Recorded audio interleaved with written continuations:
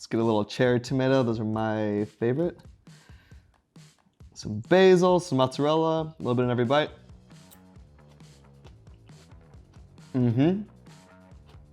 So fresh.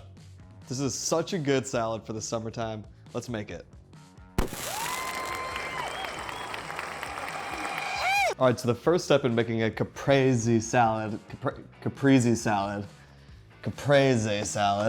Sing it in Italian, caprese. Caprese. So traditionally, the only thing in caprese salad is basil, fresh tomatoes, salt, and olive oil. You can add all kinds of like balsamic, whatever you want, but this is like the OG Italian recipe. I think caprese just means from Capri, so something like that. The first thing you want to do is get super fresh tomatoes. Like, it's summertime right now. We're gonna do this farmer's market style. So we went to the farmer's market. We got some super fresh, super ripe tomatoes. These are like, you gotta eat them that day or the next day. We got a bunch of heirloom tomatoes, a bunch of beautiful colors, and a whole bunch of cherry tomatoes. So here's the thing about caprese salad and tomatoes in general. Like, tomatoes in the summer from the farmer's market are significantly different than the tomatoes you buy at a grocery store every day. If you don't like tomatoes, it's probably because you've never had a fresh one. Just a slice of one of these tomatoes with a little bit of salt is game changing. It's a whole different thing. So we're gonna make one of these with a huge emphasis on the fact that it's only gonna be good if you go get some super fresh tomatoes. If you can grow them in your garden, then like just go pick them out. But if not, head down to a local farmer's market.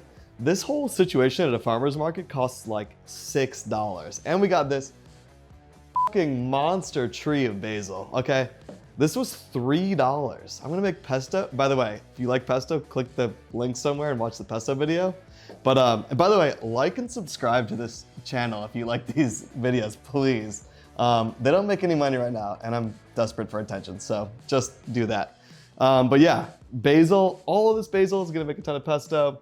This stuff, these tomatoes, they're gonna last us for like a week. We'll probably make some sauce. You can just like put these in a skillet and heat them up till they get a little wilted and spread them on a piece of toast with some like ricotta and olive oil. Absolutely delicious, but let's use some right now and make a caprese salad. Let's definitely use this guy. Now you see that? It's really thick and meaty, you know?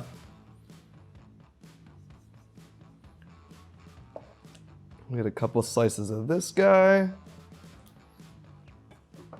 We're gonna use this for something else, but let's get a few colors here. Get a plate going and just sort of start arranging things here. Maybe we'll cut these in half.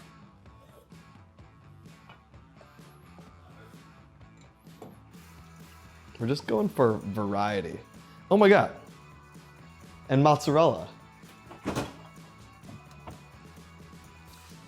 Obviously, the other key is fresh mozzarella. Get the one that's sitting in water if you can. It's gonna taste a lot better. Drain some of this out. By the way, all these tomatoes have been rinsed, cleaned. Same with the basil. Cut this one into wedges. Get this little dark guy in here.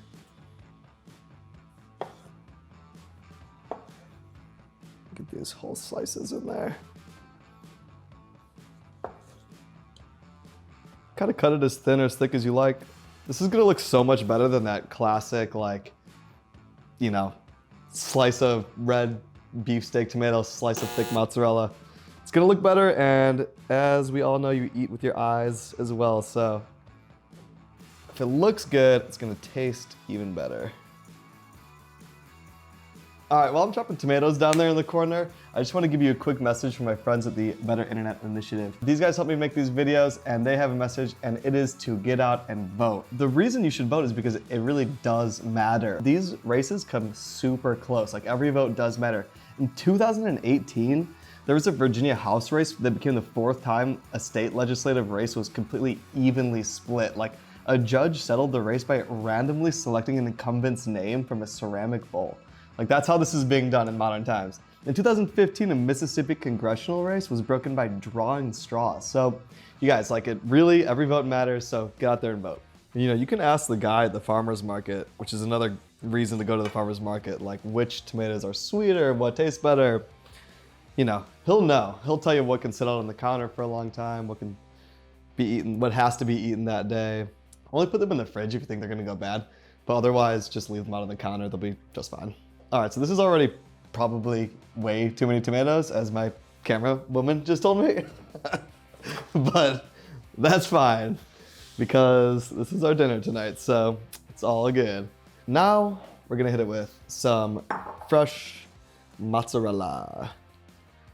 I'm just gonna actually tear this mozzarella as opposed to sort of cutting it into slices. That way you can kind of do some big pieces, some small pieces.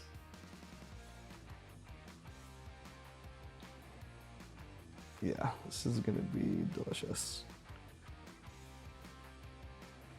Let's get this long stringy boy. You know what? This one's for me. There's a lot of tomatoes, so I'm going heavy with the mozzarella here. Now we're gonna hit it with some fresh basil that's been rinsed. You can tear this into tiny pieces. I like to just kind of get the small leaves because they look better whole, I think. But you know, if you get these big guys like this one, you can just tear it up.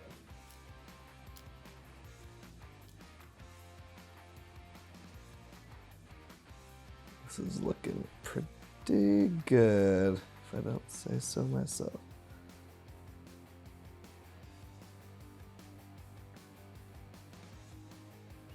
Get this one out of there.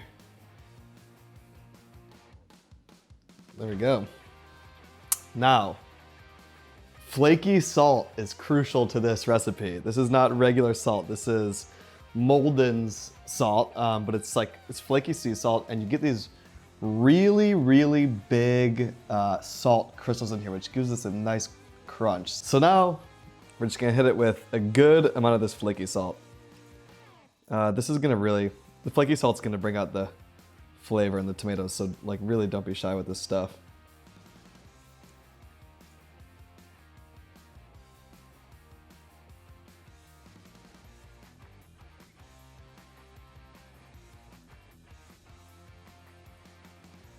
This is like any other Italian dish where it relies heavily on the quality of ingredients that are used in it. So really good olive oil, really good salt, really good tomatoes, really good mozzarella is what brings this whole thing to life. You're not really even cooking anything. So you gotta remember that like there's only 5 things here or whatever. Make sure that they're all really good.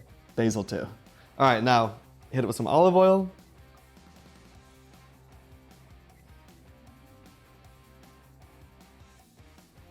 And that's it.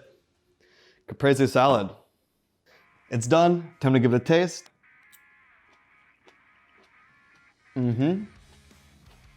So fresh.